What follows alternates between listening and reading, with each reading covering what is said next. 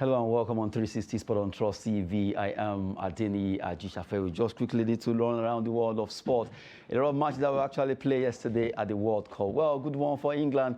Not forgetting the fact that George Weah's son was able to make a remarkable goal-scoring record there for himself and also for his father. Welcome you on the show proper. We just have to look at the stories trending. Now we talk about our own first. Nigerian Professional Football League, NPFL, will still commence this year. According to the IMC chairman, IMC stands for Interim Management Committee, set up to see into the affairs of having Nigerian Professional Football League, the best standard that it ought to be. But right now, according to Benga Elegbele, who is the chairman of the IMC, he says, well, Nigeria NPFL will still commence this year, and Nigerians can't wait, even though from the way it is, Nigerians are looking at, will it still really commence? Looking at the fact that World Cup is on, and World Cup be closing by December, we're still going to be seeing our league back into fray, coming from Benga Elegbele there, that really they are working hard to make sure the NPFL holds this year. We're having the studio, Olawale Peter, it's good to be here. Good morning, Adeni. I also want to commend your coaching technical skill. Well, really, that's a Trust TV coach there. But let's start with NPFL. Well, even though Nigerians are not too happy with the way our league is being run, we have all this issue of either a bridge. If it's not a bridge, we're either coming behind when it comes to CAF Confederation, CAF Champions and all that. So right now, they are saying they will do everything possible to make sure the league starts this year, according to IMC chairman. Okay, I think the first thing we need to look into is we don't need to rush to start or to commence the league. What are the things that we need to put in place before the commencement of the league? Now, all attention of the world when it comes to football, soccer is on the World Cup. So why do we now want to start our own league when the World Cup is ongoing? I'm sure it's after the World Cup, since they said, December. I learned December. After the World Cup. No, it can't be after the World Cup. The World Cup is ending on the 20th. So are we starting by Christmas or by New Year? Yes, so maybe they want to start it at least. I think the best thing for us to do is to make sure that we get it right before we don't need to be in a hurry. We don't need to be competing with anybody. This is the best time for us to check, and like what the Minister of Youth and Sport said during his interview about 2 weeks ago, that there are 3 important eyes that we need to look to into this country. Number 1 is infrastructure. Number 2, investment. Number 3, incentive. What infrastructure do we have in place to promote our local leagues? What investment do we have? He even said during the interview that he approached Aliko Dangote, that instead of you investing in Arsenal, why can't you come and invest in the local leagues? And Aliko Dangote told him that I'm a businessman. Like we normally preach here, football or sport is business. That is for business purposes, and he cannot invest his money where there is no process, where there is no law to guide him and to guide his own investment. That's the reason why he cannot invest in the Nigerian league. If he, Dangote, can say that, what about people like me and you? So what he needs to do is to, first of all, provide an enabling environment for people to come in and do what? And invest in the game of football. That is the first thing I think they really need to do. Not to rush to go and do that. Then number 2, I've not seen maybe the NFF, I've not read it anywhere, that they've gone around the stadium to check the standard of all the stadium that we want to use. I've not heard that they started the players registration. When in the past, we normally have this rush hour that a player that did not register is playing for you. Then also what Samuel Eto'o did in Cameroon, which we've been conversing for, that we should try and do in this country also. Let's set a minimum wage for all our players, that for all players, if a team wants to get a player, this is the minimum amount of money that you should pay them. All these things, we have to have them in place before you can start. You want to start league, you want to start it. Talk about sponsorship also, it's another problem. Viewership is another problem also. We have a lot to do. If it takes us the next 2, 3, 4 months to get it right, it's better than for us to rush in. You're not going to the bedroom or toilet that you want to rush in and you want to rush out. Mine is we should get it right before we go into it. We just have to get it right before we go into it. Looking at the Nigerian Professional Football League there. Benga Elegbele is the chairman of the IMC. And right now they say, well, it is still possible that they will be starting the NPFL this year.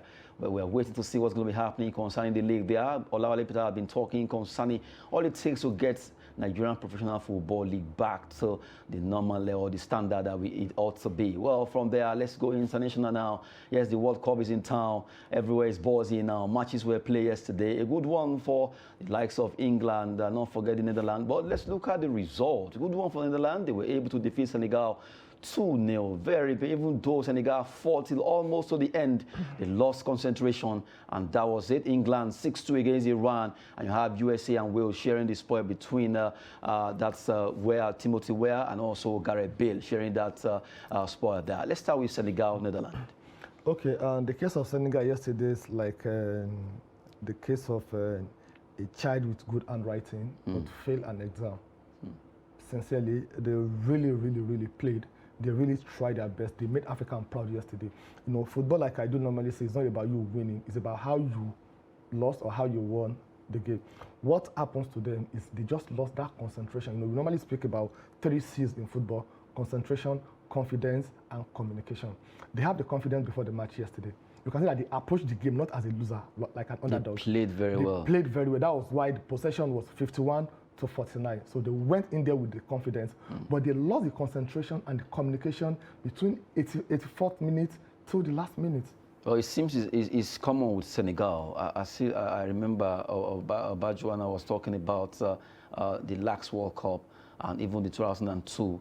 It's always happening at the maybe 78, 83, 84, 85. They always lose concentration. It's part of the experience we are talking about. Okay, if you watch the game very well, when it goes to about 80th minute, they started withdrawing back, open and playing. Let's just finish it for a draw. That was the mistake they made. And you can't play a youthful Dutch team that they have strength and pace like that, and you'll be expecting them to be tired at 80th or 90th minute. If the match goes up to 120 or 130 minutes, they will play it. They have what it takes to play it. So that was the mistake, the tactical mistake from the coach, by telling them to withdraw back, to play for a draw. So that's why that pressure was much on them, and that communication and concentration, they lost it. I don't know what Edward Mendy was doing outside.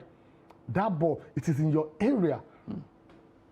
The players saw you coming with full force. How could you miss that? A world-class, goalkeeper like that? Sincerely, it is not an excuse. Then the second goal, if you want to parry a ball, if you want to punch a ball, you look at the safest place to parry the ball to. Not parrying to the opponent. To the opponent coming in. You have a way you can parry it to the for goal kick. And that second goal, because after 1-0, they still have what it takes to equalize. But by the time you concede 2 goals within 3-4 minutes, and you have about 4-5 minutes to the end of the match, be sincere, no matter how good you are, your morale will be down. And we shouldn't forget also that the Senegalese team, they really missed Sadio yesterday. Why do I say so? They had more shots on target than the Netherlands. They had 4 shots on target, and they couldn't convert any. So if that means if Sadio Mane were on the field, or rather was on the field, he would have been able to score. Take it from me, from the 4 shots on target that they had yesterday, 1 or 2 will have been him. And the Netherlands, that is one thing about them. They don't miss chances. They had 3 shots on target and they converted 2. But they had 4 shots on target. They couldn't score any. So that's what really happened. I think they should go back to the drawing board to see where they really missed it. They still have an opportunity to qualify. They still have 2 matches to play. They have Ecuador and Qatar to play. If they can win Qatar and at least draw Ecuador, they will now come back to African prayer. That let's pray that Netherlands beats Ecuador. That will make them to qualify with 4 points. In the World Cup, if you have 4 points from your group, you have the possibility of you making it to the round of 16. It's there. I think they should just take it match after match. They've played yesterday. They did very well. They lost. They should go back to the drawing board, see what they can do in their next game against Qatar and Ecuador. They shouldn't go with the mindset of losing, and they should work on how to make their chances a goal. They seriously need to do that. If they can do that, I think they're home and dry. Senegal, Teranga Lions showing class, even though they lost against Netherlands there. Well, we quickly move straight to talk about England. 6-2. Well, maybe he's coming home. So I saw one poster. I saw one poster by Iranians. They were holding it by saying he's not coming home. Okay. The British press, they've started what they know how to do best, and by hyping themselves, it's coming home. It's coming home. They've been saying it's coming home since 1966. Up to now, it has not come. It has not come. The truth is, they did very well yesterday, and the Iranians, they went to the match as an underdog. We all knew that England would win the match, but nobody believed that the England, they will score six goals yesterday. Nobody believed that, and nobody also believed that the Iranians will score two goals against England. That is something that the England needs to be worried about. In a World Cup, if you can concede 2 goals against Iranian teams, definitely if you play a more stronger team, we have the. Okay, let's take Uruguay, for example, with the kind of striker they have up there. Let's talk about France. Argentina, Brazil, Germany. So that is something that I think they really need to be worried about. They have a youthful team, that they have the strength, and all of them, they are playing in the Premier League. And another disadvantage to the English team that people are, the 3 Lions, that people are not looking at now, they play the same pattern of football, because all of them, let me say 99%, apart from Bellingham, that came from German Bundesliga. Dortmund. All of them, they are from Premier League. So if you can find a way to knock out their style of play, either they play their 4-3-3 or they play the 4-2-3-1, if you can master that, they didn't allow the wings to operate. Yesterday, what really gave them the edge over the Iranians is because they make use of Saka and Sterling yesterday, and that was why yesterday I was very happy for Bukayo Saka and for even making a record of being the youngest English player to score 2 or more goals at the World Cup. They've never had it before. He broke the record yesterday, so it's a very good one for him. Then Bellingham also, this is his first time of playing at the World Cup, and he registered a goal. So it's a very, very good one. But they still need to work about their defense sincerely. And a lot of Manchester United are saying, oh, so Harry Maguire, he has arrived also. I mean, one good thing about him, when he's playing for England, is different from when he's playing in the Premier League. And I'll tell you the reason why. If you're playing in the Premier League, you need pace and strength. And Maguire doesn't have that. He is a stopper. Get the ball out. Get the ball out, stop the ball, do the clearance. He's very good at that. But when it comes to pace, if you take Maguire 360 once, it won't come to you again. It will just keep off. That's been his problem. So when he's playing for his national team, most of the country they are playing against, they don't have the same pace that they have when they are playing in Premier League. Watch Maguire when they are playing in Champions League or Europa. He performs very well. But when he's playing in the Premier League, it's totally different Maguire. So for the World Cup, he will do very well. But by the time he meets the likes of Lionel Messi, he meets the likes of C. Ronaldo, he meets the likes of Mbappe, he meets the likes of Griezmann. A different ball game. It's going to be a different ball game. Russia 2018, I think they crashed out in the semi-final. And then in the Euro 2020 also, they lost to Italy via penalty. Let's see, maybe they can get to the final. But to me, they are not one of their favorites. We all know them. When we see them yesterday, we are like, oh, Saka is a good player because we know Saka. Oh, and Grealish is a good player. And Mason Mount is a good player because we are used to them. We watch the Premier League every week. But there are players that, okay, look at Taremi that scored for Iran yesterday, that plays with Porto. A lot of people don't know him. But to be candid, if you follow football, you know that Taremi, outstanding player for FC Porto. So I don't know, except those who doesn't follow. How many people follow the Portuguese league? Of course, that's what I'm saying. But really, Taremi is an outstanding player. No, a lot of people don't follow the Portuguese team. They only follow Premier League. That's why if you do a survey today, I ask most Nigerians that who do they think will win the World Cup, they will tell you England because of the Premier League psyche. But it will be different. It will be different looking at the fact that England right now, since 1966, they've been looking at getting the World Cup home, but it has never come back home. But right now, we're looking at the results that actually took place just on Monday between Wales and USA. It was 1-0 draw there, where Gareth Bale, the man who is now playing over there in USA, was able to score one, and also Timothy Weah, the son of Liberian President George Weah. Really, well, he broke a record against his father. His father never played at the World Cup. What if father couldn't do right now? He has done and even scored. To that, I have another twist to it. How will George Oponwe motivate his countrymen that their loyalty should be to Liberia and play for Liberians? When his son is playing for USA, maybe because he grew up there. That's the Timothy I'm talking about. Maybe that's why. But didn't we have a lot of Nigerians that grew up? Lukman, where did you grow up? Is he in Nigeria? But he's playing for Nigeria. That's what I'm saying. Okay, also. I understand you now. But if he grew up in USA, and maybe it could be a personal decision for the boy. You know, one way or the other. The way in Nigeria, the way we can easily use parental influence on a child could be different from, you know, USA actually colonized Liberia thereabout, and the bond between the two countries is very, very strong. You look at, maybe Timothy preferred, no, I want to play for you, I don't want to play for Liberia. Why? When you play as my father, you couldn't qualify because you were seems to be the only player outstanding. So if I should go for Liberia now, I won't even qualify for the World Cup, let alone playing at the Mundial. So now playing for USA has given me the chance to go and play at the World Cup and also scoring. Okay, I think I agree with you. And when people make their own personal, individual choices, we are not to blame them for it. Imagine if this guy should play for Liberia. He has 3 choices, but he went for the one that pleases him. He went for the one that he thinks will be the best for him. What do I mean? His mom is from Jamaica. His dad is a Liberian, and he was born in New York. So that means he has the opportunity, and he look at, okay, what can I do?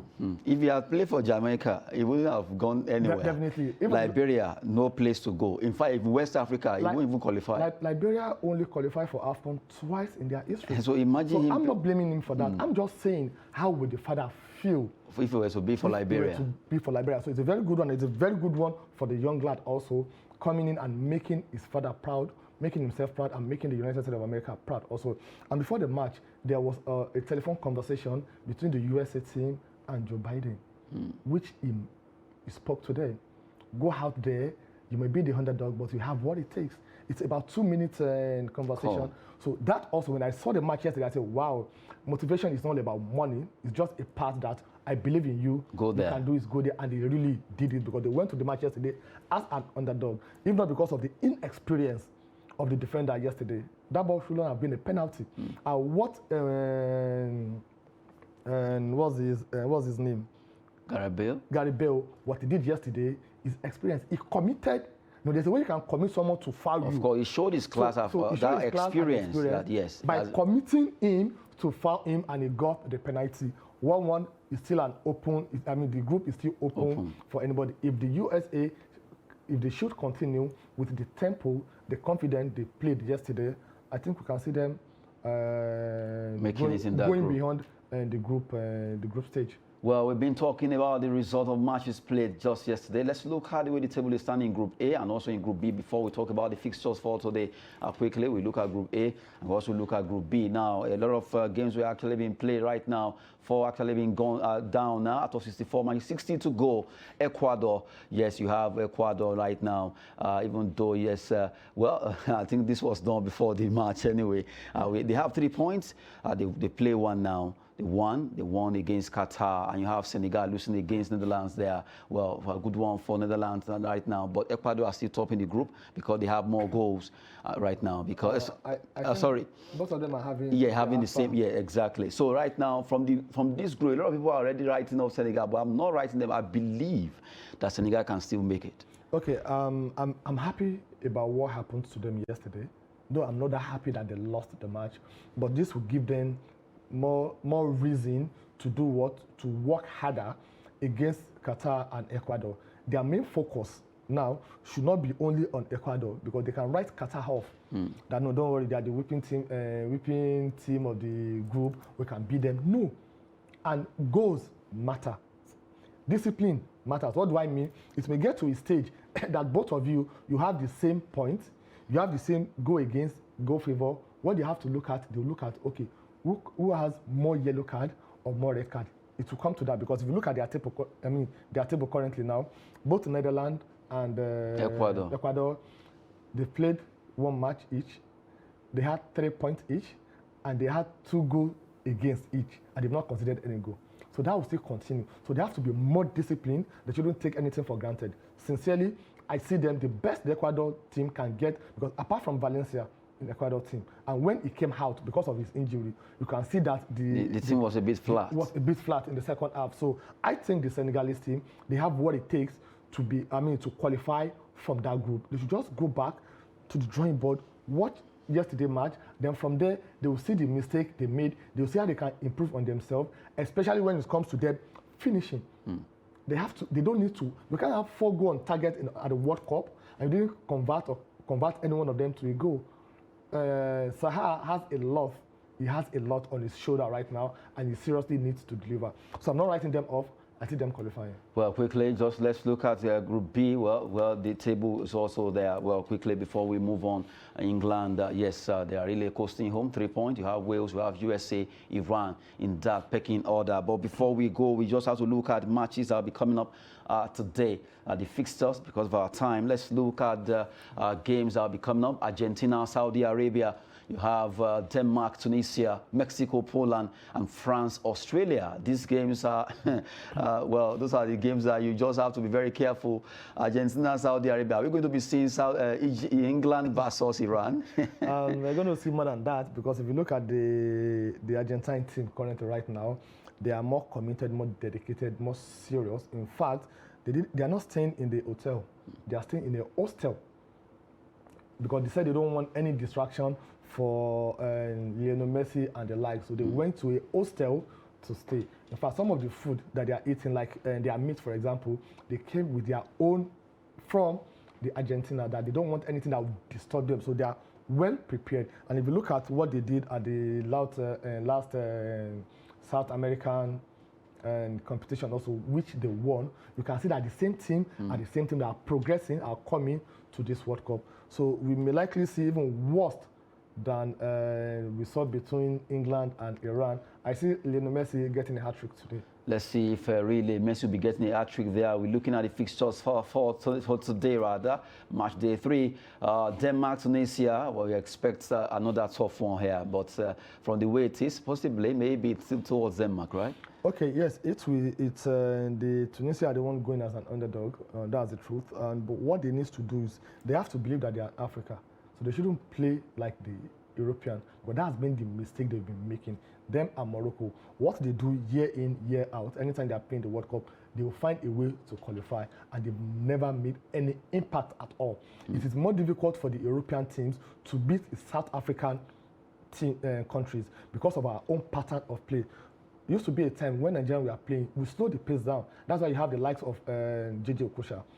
Anytime they are doing their tiki-taka, when it comes to Okocha, you cool the game down, you pass left, right, and center. So it frustrates your opponents. When you change the pattern, you didn't play their own game. I think the Tunisia team also, they should try and learn that. They shouldn't play their game, because you can't beat them to their game. That's the truth. They are experts when it comes to that. So I give it to Denmark, but we are all rooting for Africa. Maybe they can get a draw. Let's see if Tunisia will be actually shocking Denmark today. That match will be coming up also by 2 p.m. Let's quickly look at others that will still be coming up. Poland by 5 p.m. and Australia against France. That's another match people want to see. Mexico, Poland. Well, if you want to look at it, you might say, well, maybe it's a balanced game. It is a balanced game, and maybe this will be an opportunity for Lewandowski also to register a goal at the World Cup, something that has been looking forward to. So it's a balanced game between the two teams. You don't know most of their players, you don't know the league they played in, but when it comes to coming together as a team to play for their country, they do normally defend their country. So I see it as a balanced game. It's a 50-50. Well, do you see France versus France-Australia? That's a game that a lot of people want to see. What would the French squad be doing? They call them Les Bleus. So what would they be offering Australia, the Socceroos? Okay, now they'll be offering a lot of entertainment, and they'll be offering a lot of goals, because when you have a squad that have the likes of Mbappe, Griezmann, Giroud, Laurie, the goalkeeper. So once you have those three attackers, sincerely, wherever you have a defender or a keeper, your mind will not be at rest anytime you see them with the ball. Though they are going to miss the services of Benzema, Kante, and Nkunku and Pogba also. They have 4 of probably that's supposed to be their first 11 starter, but nevertheless, the depth of the team is still very, very strong. Definitely, I'll give it to them against Australia. Giving it to them against Australia, talking about the matches slated for today there, where you see Argentina against Saudi Arabia, Mexico, Poland. You have a big one, France, Australia. Not forgetting Denmark versus Tunisia, 11 a.m. That will be coming up 2 p.m., 5 p.m., and also 8 p.m. Let the best team win there. And before we go, well, FIFA creates new added time guidelines to maximize effective playing time to combat time wasting. According to FIFA, they just want to make sure they get it right by creating new added time guidelines, and it's coming from well, the head of world refereeing Pelugi Colina, saying, well, he has a statement. He actually said, well, they're trying to see how they can reduce time wasting when players are injured, celebration, or that, just trying to add more to it. Coming from Colina. I think sometimes early this year there was this rumor that the FIFA, they are trying to extend the playing time from normal 45 minutes to 50 minutes because of issues like this. However, because of the outcry that, no, you can't do that, people, they just look at it, okay, no problem. We're not going to extend the normal playing time, but when it comes to the extra time, we'll put in there. Because if you look at the actual playing time, it's not up to 45 minutes. Maybe it's around 40 minutes. Because we have a lot of 5 minutes, you have about 5 minutes substitution. They've increased it to 5 now. If you go into extra time, you can make up to 6 substitutions. So that means for you to do each substitution, you can spend about 30 seconds. So for the 5 or for the 6, that's about 4 minutes. If you score also, you jubilate before you come back for the celebration, probably 30 seconds or 1 minute has gone. Injury, people fake injury even when they are leading, when they are under pressure, to cool down the tempo of the game. Those who play corner kick, the throw in, you have all those gimmicks in the football, but the fans, they are the one paying for it because they want to see more action than the drama on the pitch. So I think it's a very, very good, very good one. People should just preserve their strength and energy because it's not going to be 3 or 2 minutes and added time that we used to. That's why we saw like 10, 40 minutes in the added time game we played yesterday. Good one there. We've been talking about the World Cup. It has been the buzzing time right now worldwide. Everyone wants to see what's going to be happening today. Argentina, Lionel Messi, the team that have been touted as the best team to this tournament. Let's see what they'll be offering at the World Cup. A big one there. Let the game begin, as they say. Really, well, a wonderful time with Olawale Peters. Good to have you in the studio. It's my pleasure being here. Anyway. Well, let's see if really Senegal can still make it out from that particular group. It's a tough one for them, losing the first game, but we believe the African brothers will come together and they will roar again as they are called Teranga Lions. I am Adeni Ajishafe. Thanks for watching.